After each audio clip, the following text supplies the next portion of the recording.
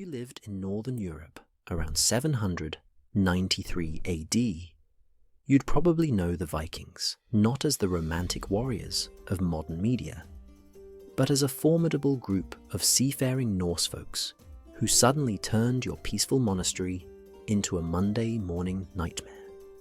Why 793? That's the year often cited as the official start of the Viking Age, thanks to a rather shocking raid on Lindisfarne, an English island monastery. One day, singing birds and calm waves. The next, tall ships with dragon-headed prows and bearded warriors bounding ashore. But let's step back. The Vikings weren't just plunder, pillage, and prow. Many also ventured as traders and explorers, forging mercantile routes from the North Atlantic down to the Byzantine Empire. Yet it's the raids and their big, unbelievably cool ships that capture our imagination. Those legendary longships, they could measure around 20 to 30 meters, 65 to 100 feet, from bow to stern, sometimes carrying 40 to 60 armed Vikings.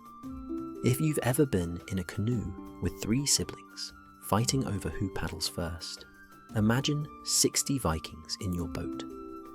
Definitely a unique aroma, not to mention terrifying synergy if they decided to leap out and raid your hometown.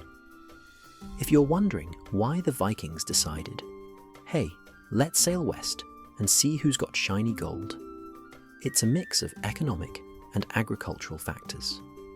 So, farmland in Scandinavia was often scarce, and resources didn't stretch across the entire population. But the Vikings discovered that if they built sleek, shallow draft vessels, they could cross treacherous seas, sail up rivers like the Seine or the Volga, and then, surprise, pop out near unsuspecting cities. Then, after scoring loot, farmland or trade goods, they could hustle back home or settle abroad.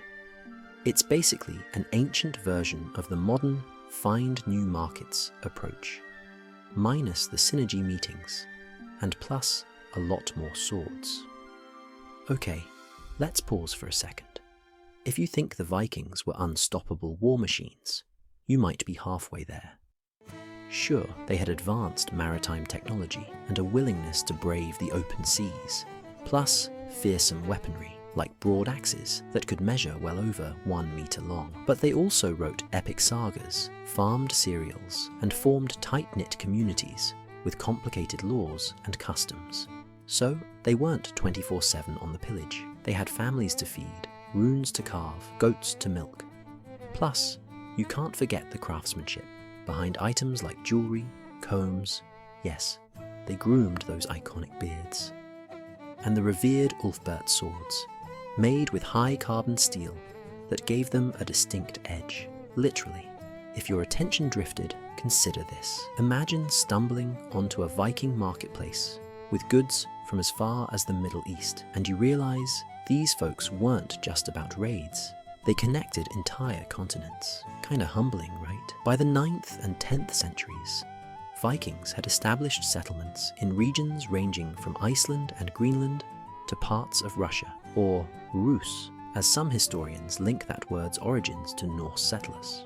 The famous Great Heathen Army arrived in England around 865 AD, allegedly numbering in the thousands, though the exact headcount remains murky.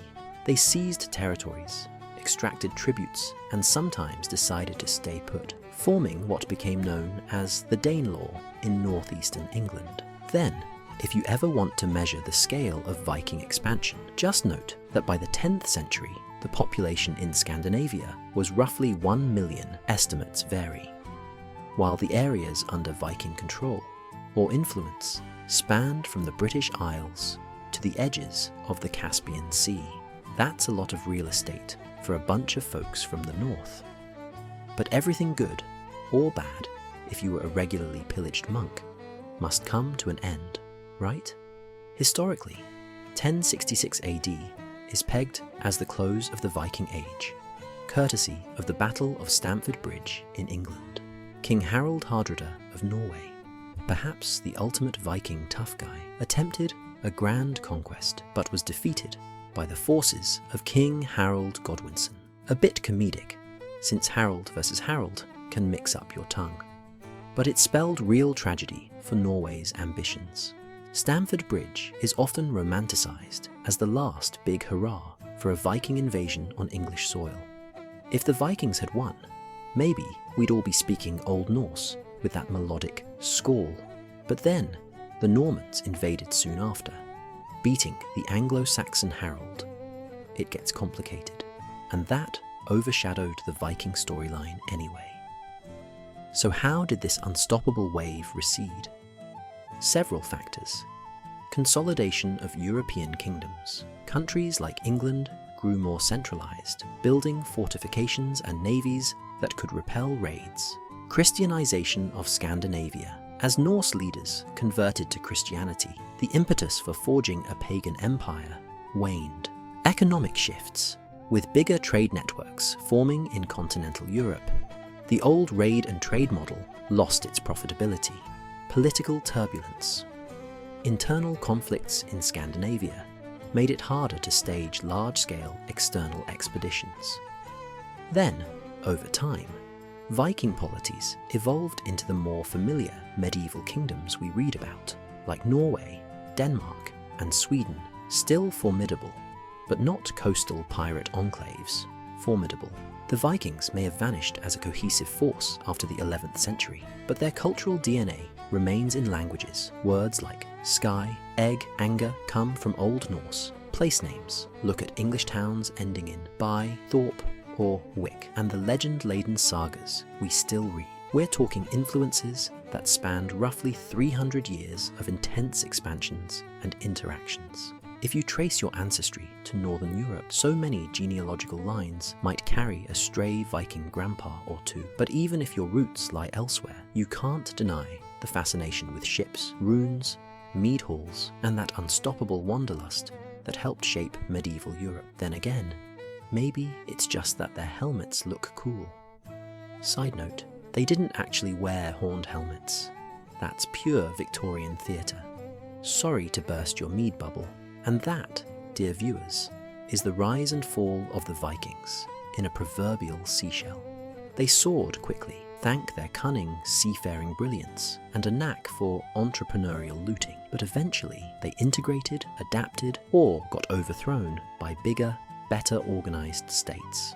If you find yourself daydreaming of hoisting a sail beneath the midnight sun, forging mythical swords, or mixing blood eagles with epic feasts, well, that's the Vikings' cultural magnetism at work. They weren't bulletproof, or arrow-proof to be more precise, yet they carved out an era from which the echo of Valhalla can still ring across modern fantasies. Thanks for listening. Honestly, it takes a lot of time to put together this kind of stuff, so if you can or want, subscribe. Love all of you.